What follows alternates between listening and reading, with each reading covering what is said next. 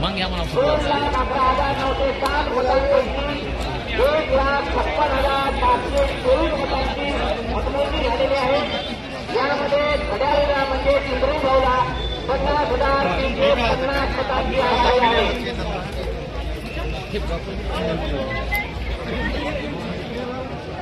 12वी फेरी ही शहराची होती, त्यामध्ये सुद्धा 2 ते 2,500 मतांची आघाडी आहे इंद्रू भाऊला।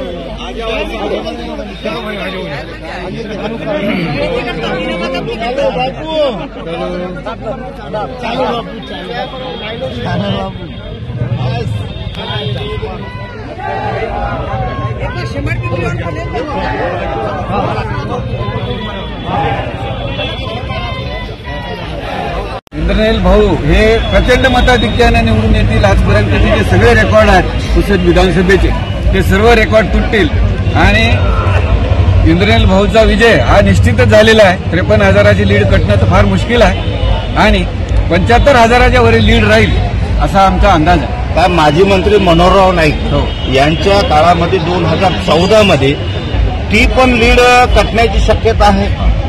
बिलकुल 100% ती लीड कटणार आणि विजय जे होता ते विजय निश्चित होता। आम्ही कालच बॅनर लावले होते, याच्यावरून तुम्ही आमचा समजू शकता आम्ही केलेली मेहनत आणि भाऊचा आशीर्वाद। कारण की भाऊने जे कामं केले त्या कामाला लोकांनी हे दिलेलं आहे। हे जे लीड आहे आणि हे जे हे आहे लोकांनी पुष्कळ निगेटिव्ह करण्याचा प्रयत्न केला, परंतु ते सबसेल फेल झालेले आहेत। आणि जे भाऊनी कामं केली त्या कामाचा विजय आहे आणि ही जी लीड आहे ही कामं केल्याची लीड आहे। जे अनुभव आहे भाऊचा ते अनुभव जो दांडगा अनुभव आहे त्याची ही लीड आहे। आणि विरोध संपला। मनोहर भाऊला मी प्रत्यक्ष आता म्हटलं भाऊ तुमचं रेकॉर्ड तुटणार यावेळेस असं वाटतं आपल्याला पुसदमध्ये मनोहरराव नाईक यांच्या घराण्याला विरोध आहे। जर का विरोध असता तर ही लीड नसती दिसली। ही लीड दिवसेंदिवस वाढत चालली। हे दुसरी टर्म आहे, तिसऱ्या टर्मला जर का विचार करता तर विरोधक सुद्धा भेटणार नाही तुम्हाला। आज मी तुम्हाला पुढच्या 5 वर्षाचं भाकीत करून देत आहे आणि आमचे भाऊ आता आमदाराचे मंत्री होणार हे तुम्हाला आज सांगून देतो।